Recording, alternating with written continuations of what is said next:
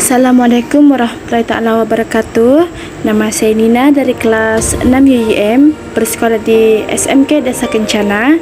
Hari ini saya akan membincangkan tentang wawasan 2020, pengajian AM semester 2. Pertama, bagi latar belakang wawasan 2020 yang pertama diisytiharkan oleh Dr. Mahathir bin Mohamad pada tahun 28 Februari 1991. Yang kedua, terdapat 9 cabaran bagi menjayakan wawasan 2020, dan ketiga ialah intipati wawasan 2020 meliputi pembangunan bagi mencapai sesebuah negara maju menjelang tahun 2020. Seterusnya, apa itu wawasan 2020? Wawasan 2020 adalah satu pemikiran dan rangka kerja mengenai matlamat Malaysia untuk menjadi sebuah negara maju pada tahun 2020. Satu dasar khas tetapi merupakan tindak balas kepada perkembangan ekonomi, sosial dan politik yang berlaku di peringkat nasional dan kebangsaan. Selain itu, matlamat wawasan 2020. Matlamat wawasan 2020 sebenarnya untuk menjadikan Malaysia sebuah negara yang benar-benar maju dari segi ekonomi, politik, sosial dan kerohanian serta budaya mengikuti acuannya sendiri menjelang tahun 2020. Seterusnya, pengisian wawasan 2020 iaitu kualiti sumber manusia ataupun modal insan yang dihasilkan oleh sistem pendidikan atau tenaga kerja, perubahan sikap dan nilai, penekanan kepada sains dan teknologi, peranan sektor swasta yang lebih dinamik. Bukan itu sahaja, terdapat juga cabaran wawasan 2020.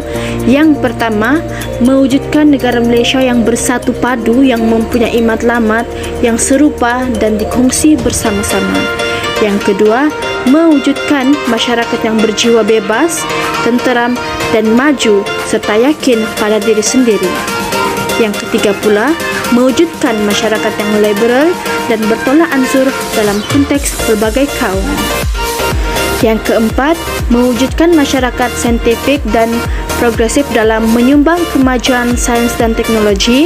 Kelima, mewujudkan masyarakat penyayang dan budaya menyayangi terhadap orang lain. Dan keenam, mewujudkan masyarakat yang adil dalam bidang ekonomi dan sanggup berkongsi kejayaan tanpa menyerah kaum. Terdapat juga isu-isu dalam mencapai negara maju wawasan 2020. Yang pertama, pembentukan satu negara bangsa Malaysia.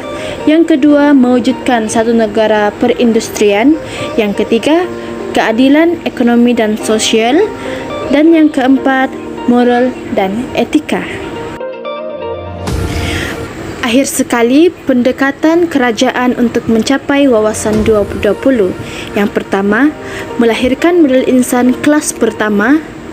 Kedua, menjadikan Malaysia destinasi pelaburan antarabangsa. Ketiga, memperkasa sistem pengangkutan awam dan perhubungan domestik dan antarabangsa. Keempat, membentuk negara perindustrian. Kelima, membentuk sebuah negara bangsa, keadilan ekonomi dan sosial. Oleh itu, sebagai rakyat Malaysia yang mencintai dan mempunyai semangat yang patriotik juga, haruslah memainkan peranan dalam memajukan negara dan mencapai wawasan 2020 dengan mempunyai jati diri yang kukuh dan matlamat yang baik. Sekian itu saja. Terima kasih.